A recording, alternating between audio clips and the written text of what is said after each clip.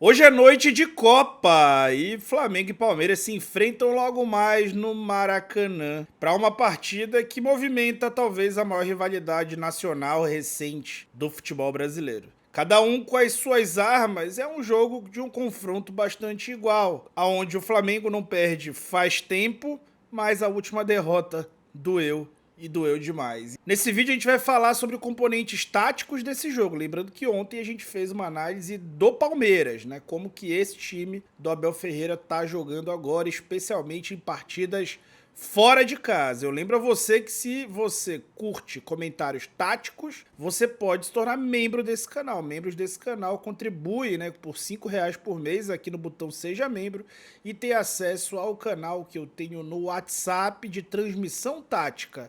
Lá eu faço a transmissão durante os jogos em áudio e também tem um chat com todos os membros do canal. Basta você apertar esse botão Seja Membro e depois na aba Comunidade enxergar a mensagem que tem só para os membros com o link dessa comunidade, tá bom? Então vamos falar sobre esse jogo, abordando ele de forma tática, sem tatiquez.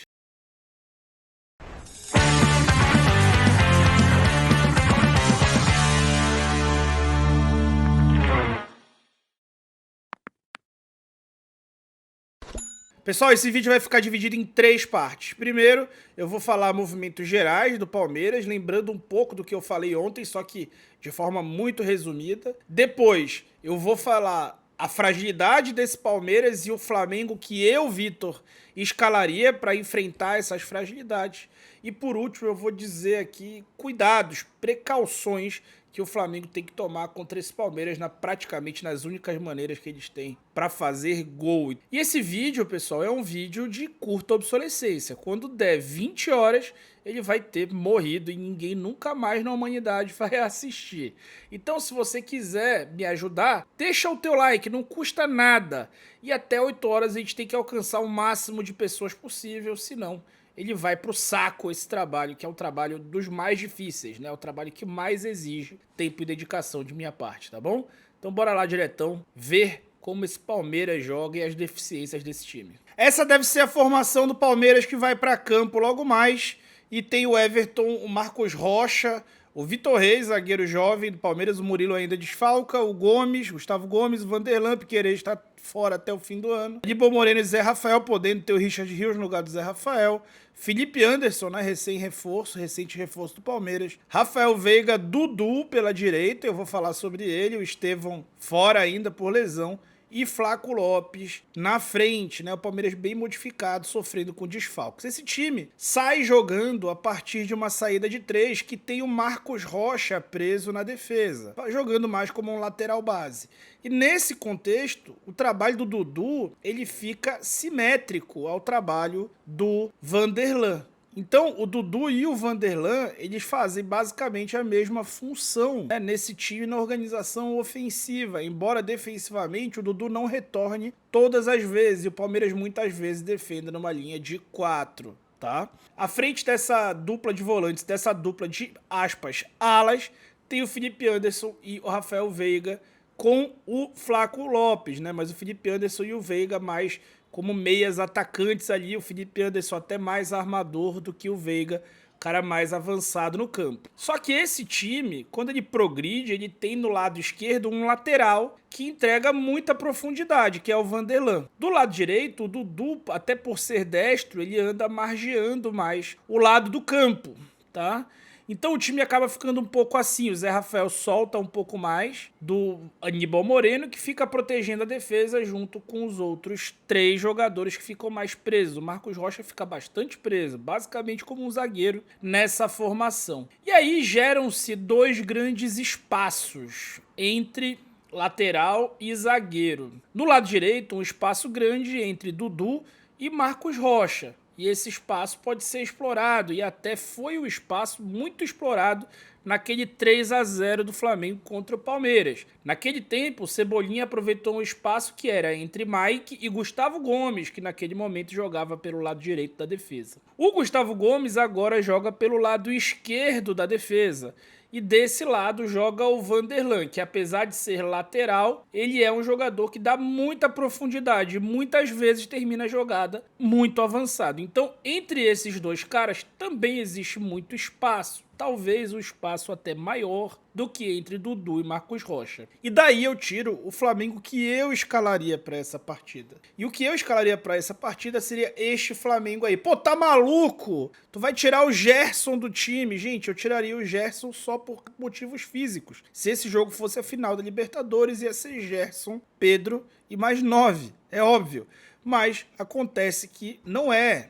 É um jogo de importância até um pouco menor do que o jogo do fim de semana contra o São Paulo. E contra o São Paulo, o Luiz Araújo já não vai jogar. Então, é muito importante você ter o Gerson contra o São Paulo. Além disso, ele e o Everton Cebolinha seriam importantíssimos para aproveitar aquele espaço que eu mencionei. Além disso, eu faria uma escalação com 2 zagueiros capazes de sair construindo muito bem. E eu vou te mostrar, já te mostrei ontem o porquê. O Palmeiras marca dando bastante espaço para esses jogadores quando joga fora de casa e eles podem, com passes longos e passes por dentro, armar o time, ser jogadores que vão ajudar muito o Flamengo a progredir em campo. Então esses caras, sem dúvida, seriam escalados por mim. O Pulgar, que é o que está nas prévias, para jogar ao lado do De La Cruz, eu não faria isso, até porque esse encaixe não é um encaixe que tem mostrado resultados na temporada. Então essa seria a minha escalação. Vamos colocar isso no campo e explicar um pouco melhor, né?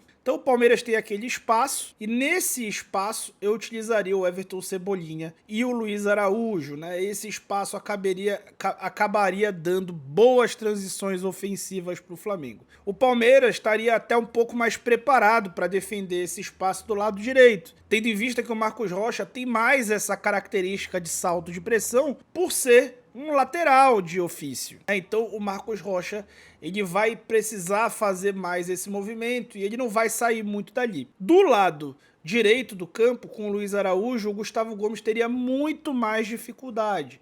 Por quê? Porque tem mais inércia, porque o Vanderlan vai se mandar mais e também ele é o cara da linha defensiva, então o Gustavo Gomes vai estar cobrindo mais espaços. O Arrascaeta podia fazer ultrapassagens, assim como o Varela. Então me frustra bastante imaginar que o Tite está pensando num time com um ponta flutuador para esse jogo. Não estou dizendo que não vai ganhar, eu acho até que vai ganhar. Mas jogar com esse meia flutuador, que no caso é o Gerson, é muito importante para vários jogos. Mas logo nesse jogo que ele pode ser descansado, porque o De La Cruz foi descansado no outro jogo, e que você tem uma indicação tática muito clara para jogar com pontas, ele aparentemente não vai optar por isso. Vamos acompanhar se é isso mesmo ou se dessa vez o X9 vai errar, né? E deixa eu te mostrar uma outra coisa sobre o Palmeiras. Como eu mostrei ontem, o Palmeiras tenta fazer uma marcação compactando bastante lateralmente essa linha de meio e vigiando mais de longe. É um time muito mais reativo quando joga fora de casa. Assiste o vídeo de ontem, que tem coisa muito interessante lá. E isso gera uma oportunidade, né? Uma oportunidade dos zagueiros fazerem lançamentos, porque eles vão ter menos pressão na zona da bola. E isso pode gerar chances de gol, né? Como aconteceu com o Fluminense logo no início do jogo, quando o ótimo Thiago Silva conseguiu fazer esse lançamento para o Arias finalizar por cima. Mas isso que pode ser uma fragilidade contra times que tem bons zagueiros e bons laterais para poder fazer esse tipo de infiltração, laterais ou pontas, é também uma arma perigosíssima desse time do Palmeiras. Tá? O Palmeiras produziu mais de 20% das últimas 50 chances de gol que criou a partir desse artifício que deve ser a aposta dessa quarta-feira, dessa noite de quarta-feira, que é interceptar, né? Estar ali muito bem postado para interceptar no meio de campo e a partir dali pegar a defesa adversária saindo, né, e construir suas chances a partir disso. Né? A gente pode ver que não foram poucos os momentos em que isso aconteceu. Você diminui o espaço, você intercepta as jogadas ou marca muito bem o jogador que vai receber essa bola. E logo em seguida você acelera e já define, né? O Palmeiras é um time que define muito rápido as suas jogadas, seja em cruzamentos, seja em finalizações muitas vezes de fora da área. Aqui de novo, passe, a interceptação, no caso, nem vai ser uma interceptação, vai ser um duelo. Essa bola fica em favor do Palmeiras enquanto o adversário ainda estava saindo. E aí gera-se a oportunidade de finalizar, às vezes, da frente da área.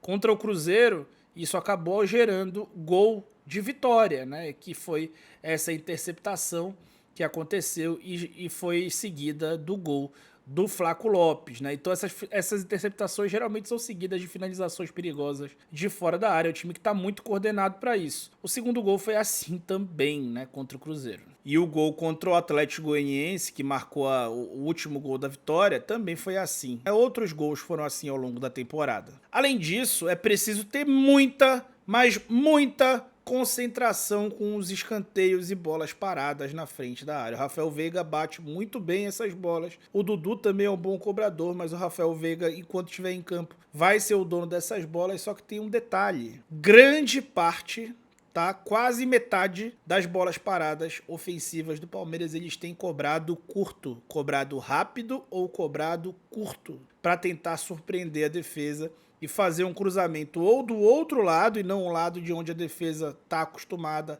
a proteger, ou finalizar da frente da área ou em diagonal para a área. Então, a concentração que tem faltado em alguns jogos, especialmente nessa fase do jogo que são as bolas paradas defensivas, precisa estar perfeita na noite de logo mais, tá bom?